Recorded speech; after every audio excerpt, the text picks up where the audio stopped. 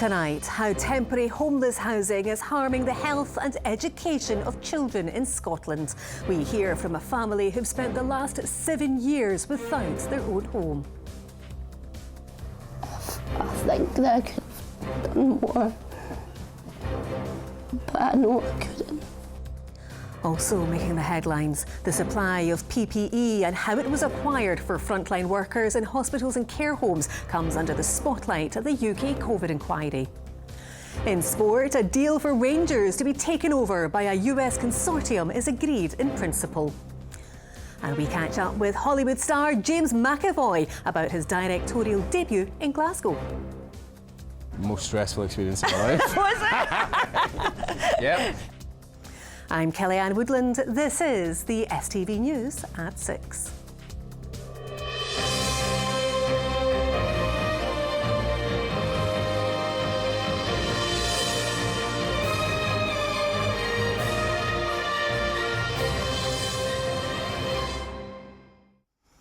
Good evening. Unsuitable temporary homeless housing is having a devastating impact on the lives of Scotland's children. A damning report, the first of its kind in Scotland, found children are facing situations harming their health and education. One child told STV News the mould in the temporary home he was placed in with his family made him cough. And more than 10,000 children across the country right now don't have a secure roof over their heads. Well, some told stories of witnessing violence, sleeping in damp and wet bedrooms and finding used needles on the floor of shared bathrooms. The Scottish Government say they're investing additional money to prevent homelessness. Vanessa Taff reports. Slide. This is the first bedroom 7-year-old Archie has ever been able to call his own. His whole life he's lived in temporary homeless accommodation. I never had much space for it, and we were not even allowed to decorate. And were the old homes that you had nice? No, in Mummy and Daddy's room there was mould, and it made me cough. He now has a more permanent roof over his head. The constant moving between various short-term homes has had a lasting impact on him and his family. Because I've tried to hide everything from everybody, and sometimes you can't. It was hard. And the lasting damage it's got, like, I close my eyes at night and all I feel is like disgusted at myself because I think that I could have done more. But I know I couldn't. The first research of its kind in Scotland has laid bare the untold harm temporary homes are causing children. Many reported living in fear of violence. Some even witnessed stabbings and found needles lying on the floor of a shared bathroom. Travelling miles to attend school and sleeping in wet, damp beds in mouldy homes were also a big part of the homeless accommodation on offer from local authorities. Almost 15,500 children across Scotland are homeless, and of those, more than 10,000 are living in temporary accommodation. Now, it's an issue that the government have pledged to solve for years, but within the last decade, the figure has gone up every year. Tackling the scale of the problem is becoming more challenging as the numbers increase. Temporary accommodation is meant to be a safety net. It's meant to be the first step out of crisis. And what this research is telling us is that far too often, temporary accommodation is making things worse, not better. It's adding to the trauma of homelessness. We've been working on local authorities for the last number of months to make sure that the housing that's being built can come forward at the best stage it possibly can, as well as acquisitions. And again, making sure that they're there as possible. So that's going in from last year into this year. Really oily but sticky. These are happier times for Archie's family, but for the thousands of children in the position he used to be in, it's certainly a sticky situation to get out of. Well, Vanessa is with us now. Vanessa, we heard Archie's story there, just heartbreaking. How have we got to this stage where we have thousands of children like Archie living in temporary accommodation? Well, simply put, Kellyanne, we just don't have enough homes. Now, if you think of all the things that you or I would say that make our house a home, that's somewhere that's safe and somewhere that's secure. But this report shows that for thousands of children across the country, that's just simply not the case. Now, the government aren't meeting their targets to build more social or affordable homes. So if you're someone that's stuck in the cycle of temporary accommodation, like Archie's family were there, there's nowhere else for you to move into. So what's the Scottish Government doing about it then? Well, they are investing millions more to try and tackle the housing crisis. Obviously, it's a bigger issue than just temporary accommodation, but it's worth bearing in mind that they actually had cut that budget and now they've just reinforced or reinstated that budget. Granted, there are millions more included in that, but ultimately, we're not going to get out of this crisis if we don't build more homes. And the Housing Minister, who was at the launch of this report today, said and has told me multiple times they are acquiring homes in the pinch point cities like Glasgow and Edinburgh to try and bring them into the market, but it's just not happening quickly enough. All right, Vanessa, well, do stay across that story for us. Thank you. Now, Prime Minister Keir Starmer has said the world stands at a crossroads after a weekend of intense diplomacy following the spectacular row between Donald Trump and Ukraine President Volodymyr Zelensky at the White House. Updating MPs on efforts to reach a peace deal in Ukraine, the Prime Minister said Europe and the US had to continue to work together. Well, our Westminster correspondent Paris Gertsoyanis joins us now. Paris, what's the reaction been? Well, Kellyanne, it's impossible to overstate the shock at last week's events in the Oval Office, in Downing Street and across Europe. Today, Keir Starmer told MPs that the UK and France are basically going to have to act as mediators because clearly the leaders of the US and Ukraine aren't going to be speaking very soon. But what about the people whose lives and whose loved ones are under bombardment and on the front line? If world leaders are worried, what about them? Here's what Ukrainians living in Scotland told us. Anastasia Boyko and her family fled Ukraine for the safety of Scotland when war broke out 3 years ago, leaving her father and grandparents behind. She watched on in horror as Ukraine's president was taken to task by Donald Trump in the Oval Office. It was quite hard to listen when most of the American people there just started to say something bad on our president. I didn't understand why they treat him like this. Right-wing commentators criticized President Zelensky for not wearing a suit. Anastasia says there are more important things. It's better to give this money to soldiers to help our army to fight for our freedom than to buy the suit and come to White House. Marina Sorotkina didn't believe war was coming to Ukraine, but fled with her 2 children when bombs began to fall. 3 years on, her husband serving in the Ukrainian army calls to read bedtime stories from the front line.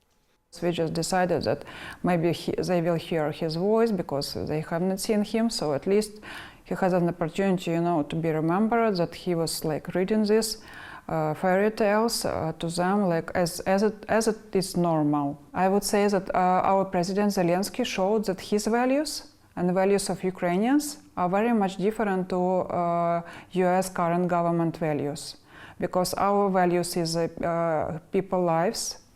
Our values is not about like costumes.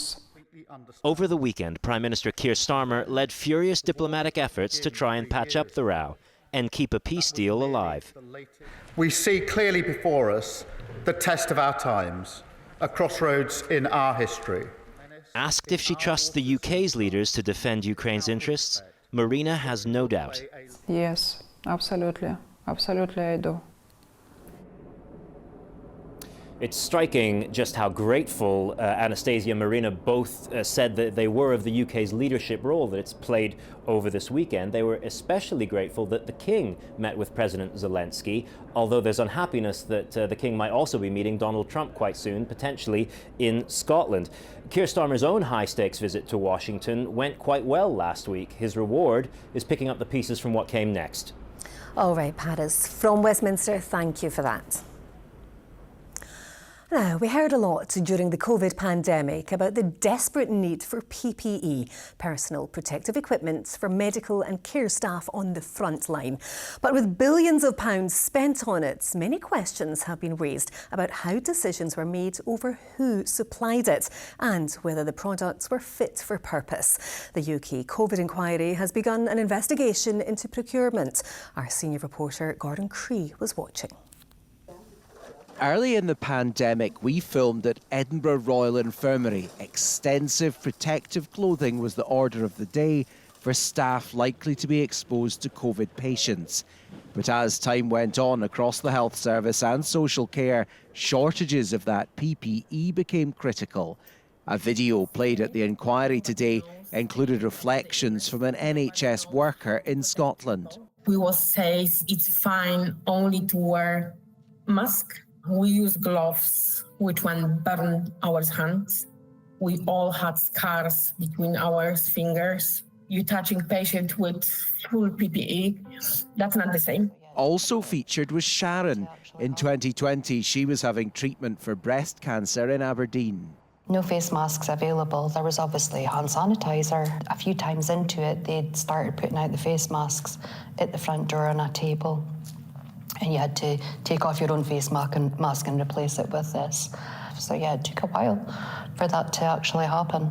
Much of the controversy around PPE has been how government contracts to supply it were awarded through a process of recommendations and contacts known as the VIP lane. The National Crime Agency is looking at the company PPE MedPro, linked to the Scottish businesswoman Baroness Moan and her husband Doug Barrowman, who've denied any wrongdoing. Because of that investigation into whether there was criminality, the inquiry will hear any evidence related to the couple in private. And in one case, I have agreed that some evidence will be heard with special restrictions applying to make sure I can hear the evidence without prejudicing any possible criminal investigation. The information that I receive will become public as soon as any criminal investigations are resolved. The first witnesses in this wider investigation into procurement will begin giving evidence tomorrow, with the hearings scheduled for the next 4 weeks. Gordon Cree, STV News. Scottish artist Jack Vetriano has been found dead in his flat in France. The 73-year-old from Fife achieved international acclaim for his paintings, including The Singing Butler. He was found dead in Nice, with police saying there are no suspicious circumstances. His publicist described his passing as the end of an era for contemporary Scottish art. Police should have been sent guns and not tasers to deal with a knife-wielding man, the body representing officers says. A man reported to be carrying a knife was detained on Friday in Aberdeen after being struck twice by a police car. A police dog was also injured. Police Scotland say they used specialist tactics to protect the public and the officers. They'd sent a taser officer, which is an STO, is the name they use for that, and you should never send taser to a knife incident. It should always be firearms that should be authorised for a knife incident. A taser's there just for public, it's for your own protection. With a knife, it's a lethal weapon, and it should always be a firearms that is the equal force. Ferries being built in Turkey for Scotland's West Coast network have been delayed.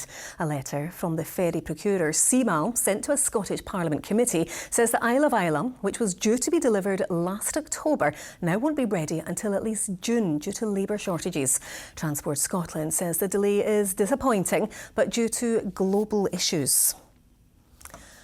Now, Scotland's only specialist school for sport is at risk of closing after failing to secure future funding. The Glasgow School of Sport, based at Bellahouston Academy, could be replaced by a bursary scheme next year, but its athletes say it's a huge loss. Iona Brownlee has the story.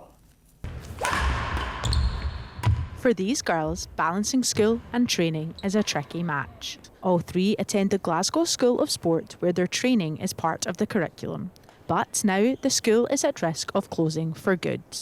No, it would be a real shame because it's such a good programme they've got and it's really beneficial for all of the pupils across all of the sports. So I think we'd all lose out on such good one-to-one quality training, and it would just be devastating. It'd be really hard because it's going into S3, it would be almost half my training time that I do outside of school, and it really benefits me. So if you took that away, it would be really hard for me to then get back on track with everyone else in my age group.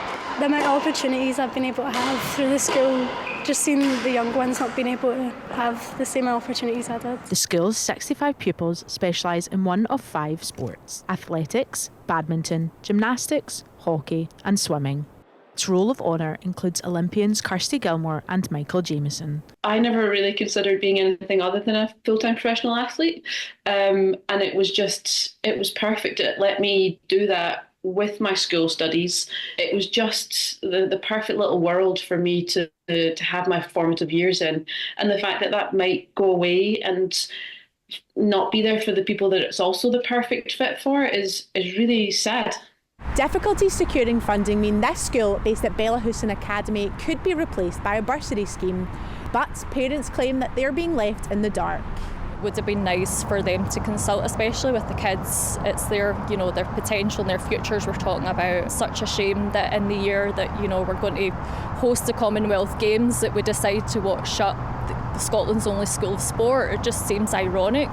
We're people, we're not numbers. So it all might make sense on paper, but it impacts people's lives. Some of the people here at the school might be our athletes for 2026. So what are we saying? In 2026, we're going to be like, we're so proud of our Scottish athletes, but oh, by the way, we've just closed the facility that's gotten them where they need to be. Glasgow Life say they've heard the feedback from families and want to do more to engage with the community. And they say they'll update parents as soon as they can. But how we find the next Kirsty Gilmore is still open for debate. Iona Brownlee, STV News, Bellahouston. All right, there's lots happening in sport. Here's Raman.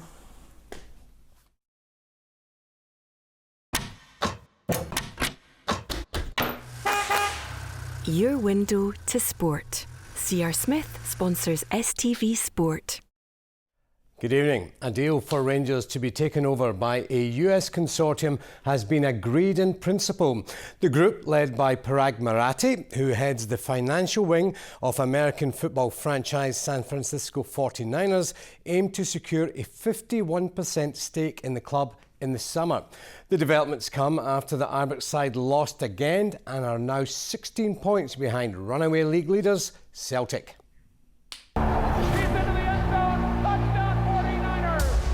Change at Rangers is coming, with investors from across the Atlantic poised to take over the running of the club. Led by Parag Marathi, who is the head of investment for the San Francisco 49ers, as well as the chairman of Leeds United. Due diligence is being undertaken, but the consortium and Rangers are confident a deal will be struck in the summer, possibly at the end of the season in May.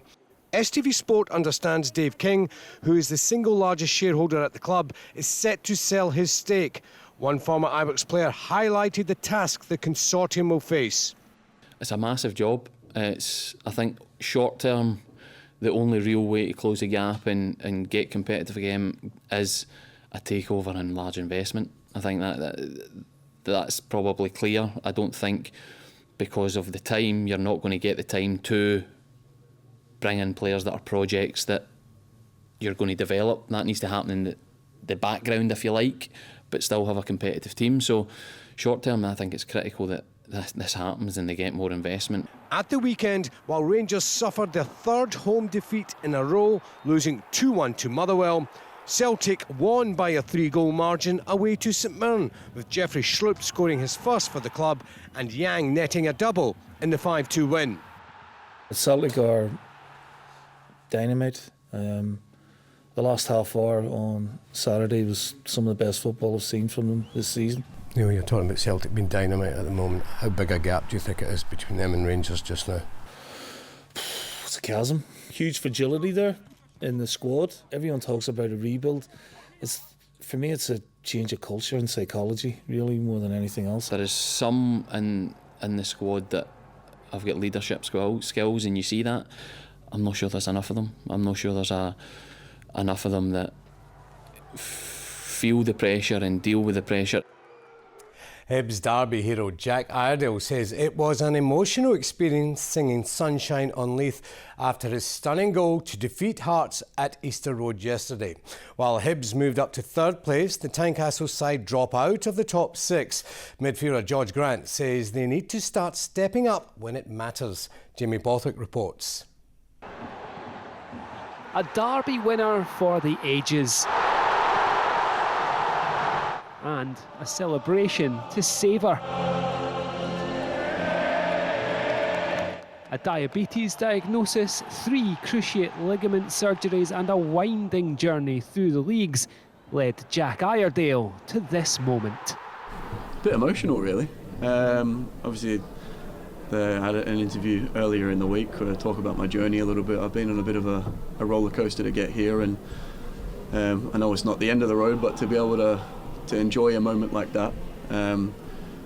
I know a couple of the boys haven't heard Sunshine on Leith in a while, and then obviously we get 2 in the 1 week, so it's something that you'll never ever get used to. George Grant gave Hearts hope with a first half equaliser, and ultimately Hibs would claim back-to-back derby wins for the first time in 16 years. The other games I felt like, again, we didn't want it enough. I feel like we've been there or thereabouts, but when it matters most, we haven't pulled through as a team and individuals. Martin Boyle set the early tone before Hearts enjoyed long spells of first half pressure, but the hosts' second half dominance counted as they moved to 3rd place in the Premiership. Between now and the split, every game's going to be huge, but can we get as many points as we can going into that split and give ourselves the best possible chance to finish as high up the league as we can? But I think we've demonstrated now for a number of weeks that we're a really good side, we're in a good place, but there's still a lot of improvement to be done.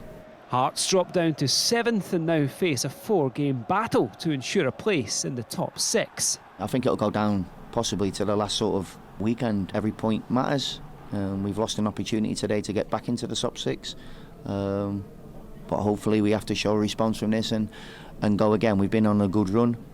Today's a huge disappointment, and yeah, it's up to us now to show a response.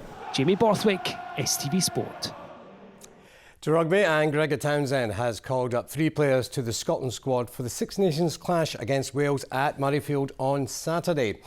Edinburgh's Ben Muncaster and Matt Curry, as well as Glasgow Warriors' Nathan Macbeth, joined the squad at Oriam today.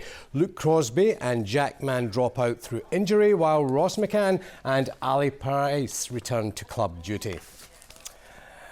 Snooker, and John Higgins says he's very proud to have won the World Open at the age of 49 to become the 2nd oldest winner of a ranking event in the modern era. Higgins defeated Joe O'Connor by 10 frames to 6 in the final in China at the weekend to end a 4-year wait to land a ranking title. And the Scot was presented with a rather, let's say, unique gift along with the trophy.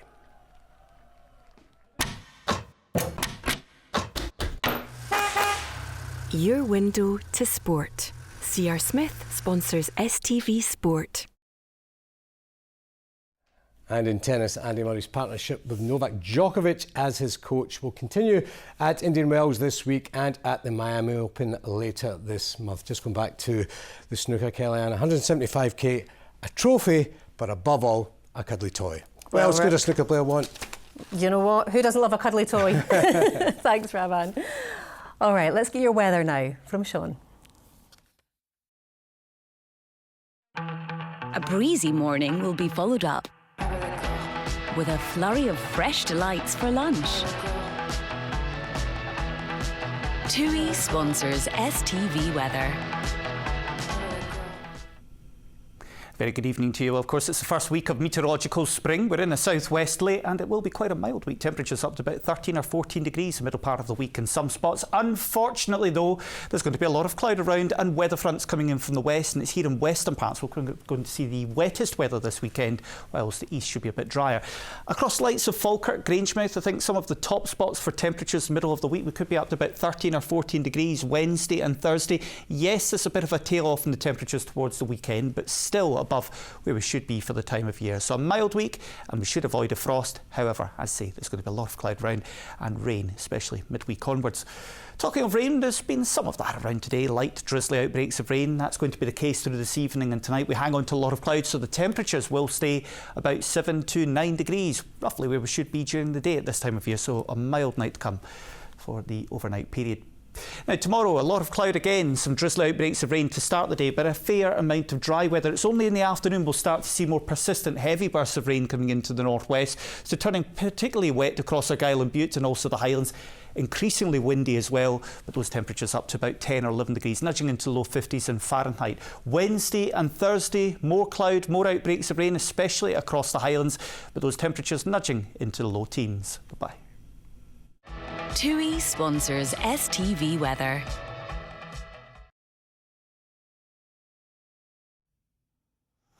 And finally, actor James McAvoy swapped the Oscars red carpet for the Glasgow Film Festival red carpet as he was presented with the Cinema City Honorary Award for his outstanding contribution to the industry. The Glaswegian, who has starred in everything from The Last King of Scotland to X-Men, told Lorna Boyd just how much receiving the recognition in his hometown means to him. Thank you very much. I'm extremely honoured to receive this from the Glasgow Film Festival. I am a son of Glasgow. I have been away for a long time, but I'm really, really glad to be back. A proud moment for James McAvoy as he was presented with the Cinema City Honorary Award. Well, it's sentimental. It really is. I've spent so much of my career away from Scotland, so to receive it in the year that I made my first film, which was made in Scotland, by Scotland, for Scotland, it's nice, man. And that film is California Scheming, McAvoy's directorial debut. Most stressful experience of my life. Was it? Yep. But also, you know, it's like acting. You know, you don't love it every day, but you're desperate to do it every day. Yeah. And it was very much the same as that. Really stressful, but amazing. One major scene in the film involved a call out to the public to join James and the cast at the iconic Barrowlands. I was having sleepless nights worrying how we're going to fill the Barrowlands. Because it had to be a big event, you know, but to fill it with extras would have been like 400 grand or something. We never had it, so we just put on a gig and tried to fill it with proper punters. I don't know another city in the world other than Glasgow that we could have actually got 2,000 people to show up and give the energy that Glaswegian Barrowlands crowd gave. That was really emotional, actually, just because you felt like your city was giving you something back, you know? Oh, it's great that he's come back to his home city and he's getting this award, and it just shows what a big contribution he's made to film and TV. He's just a great actor, and he's got that it, that he's got it. You can tell how much it means to James to get the Cinema City Award here at the Glasgow Film Festival, and we can't wait to see him bring this very city to the big screen in California Scheming. I'm sure the stress will be worth it. Laura Boyd, STV News, Glasgow. What an honour for James McAvoy there. Well, that's all we have time for this evening, but from all of us here in the team, enjoy the rest of your nights. Bye-bye.